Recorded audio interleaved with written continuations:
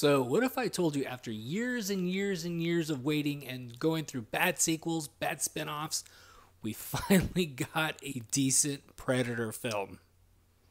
Bullshit! And you're probably wondering, how do they manage to do that? Well, they had to really distance themselves from the franchise. They had to set the storyline back, a few hundred years, and they had to basically change the title too. It's not Predator, it's called Prey.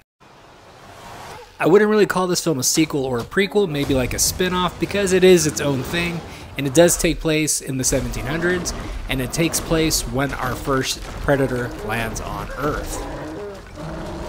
And what's really cool about this movie is I really liked the natural location that it had. I really liked the atmosphere, the plains, the fields and everything, the locations, everything was great. The cinematography was really good.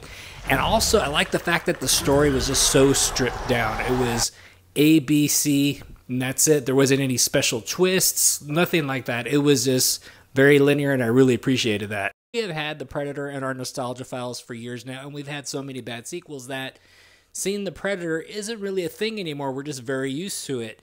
What I did appreciate about this movie is we don't really see a whole lot of it. It's kept in the dark, it's kept in the shadows a lot, and when we do see it, it's very quick shots.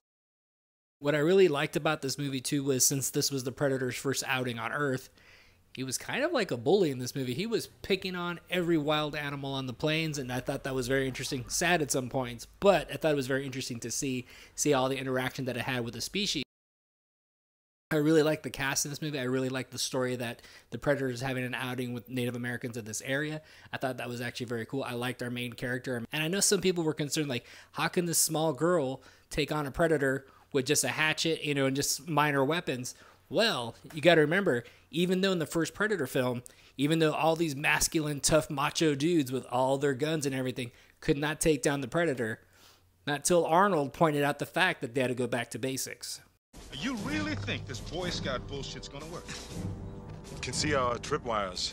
Maybe it can't see this. There were some intense moments in this movie, not so much with our main character and fighting the Predator, but more of her dog and their interactions that he was having with her throughout the entire movie, because I was like, oh my god, if anything happens to this dog, because the dog was a big character as well. There's a lot of good Easter eggs in this movie, not overly done. Also, I thought this movie was very enjoyable. Like I said, it was nice to have a decent Predator movie. Is it as good as the first one? No, because the first one was lightning in a bottle. You can't recreate that, but this movie is relatively very entertaining, and it's very well done. Like I said, it is very basic, which is a good thing, because sometimes less is more. So, hopefully you check it out. What did you think if you did see it? Please don't forget to hit like and subscribe. I'm Mike the Movie Misfit, and I'll see you at the movies.